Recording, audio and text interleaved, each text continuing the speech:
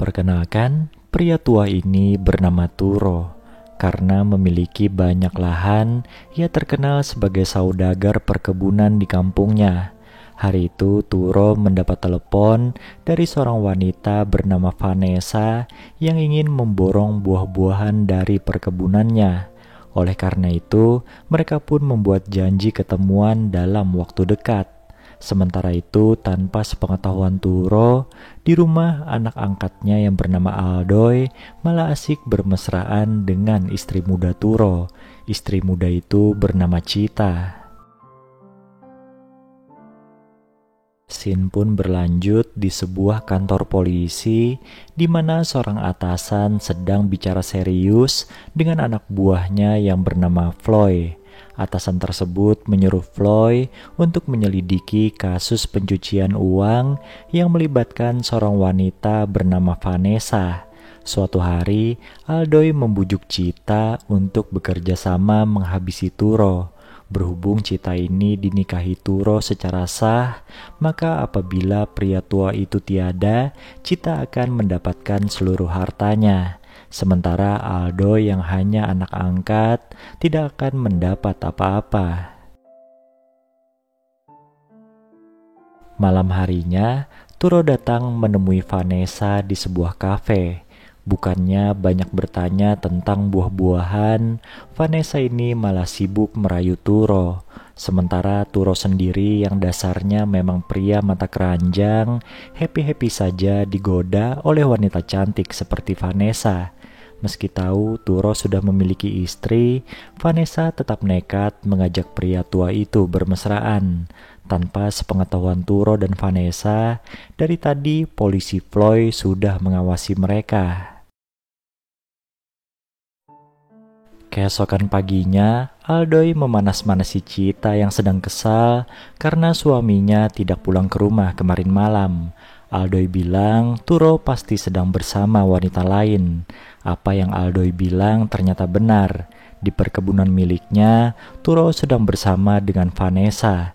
Setelah bercerita tentang keluarganya, Turo kembali mengajak Vanessa bermesraan di area perkebunan itu. Tidak jauh berbeda, di rumah Aldoy dan Cita ternyata juga melakukan hal yang sama. Kepulangan Turo beserta Vanessa ke rumah itu sontak membuat Aldoy dan Cita kalang kabut. Sementara Cita menyambut suami dan tamunya di ruang tamu, Aldoy memilih bersembunyi di kamar mandi. Setelah memperkenalkan dirinya sebagai pemborong buah-buahan milik Turo, Vanessa pun meminta izin ke kamar mandi. Di sana ia terkejut melihat Aldoy, namun anehnya Vanessa malah patuh ketika Aldoy mengajaknya bermesraan. Setelah itu, Vanessa keluar dari kamar mandi dan menyantap makan siang buatan Cita bersama dengan Turo.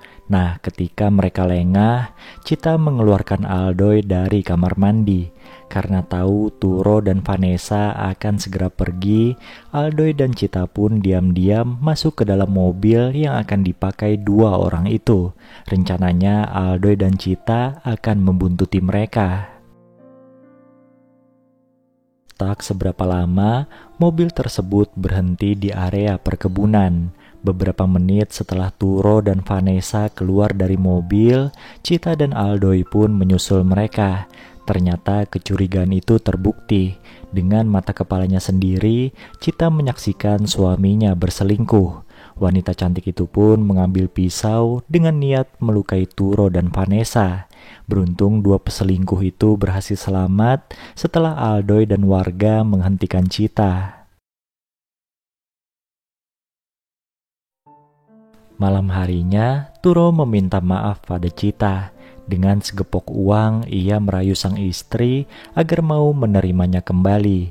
Sementara itu, di sebuah penginapan, polisi Floyd berhasil meringkus Vanessa yang sedang bersama Aldoy dan satu pria lainnya. Ketika Floyd bertanya di mana semua uang milik Vanessa, wanita itu pun menjawab sudah ditukar dengan buah-buahan Turo.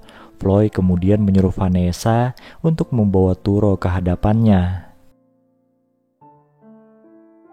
Setelah dihubungi Vanessa, Turo pun meminta izin pada Cita untuk keluar rumah. Namun baru beberapa langkah ingin pergi, Turo tiba-tiba terjatuh dan meninggal. Ternyata Cita sudah mencampurkan racun pada suguhannya untuk Turo. Karena tidak kunjung datang, akhirnya Vanessa menelepon Turo, namun panggilan tersebut diangkat oleh Cita. Cita bilang Turo telah meninggal karena serangan jantung. Mendengar hal itu, Aldoy dan Vanessa langsung pergi ke rumah Turo. Dan benar saja, Turo sudah tidak bernyawa. Tanpa rasa curiga sedikit pun, Aldoy dan Vanessa meminum air di rumah itu yang ternyata sudah dicampur racun oleh Cita. Mereka berdua pun akhirnya menyusul kepergian Turo. Ternyata semua itu sudah direncanakan oleh Cita dan juga Floy. Dengan bermodal semua uang milik Turo, mereka berdua melarikan diri ke kota lain dan film ini pun selesai.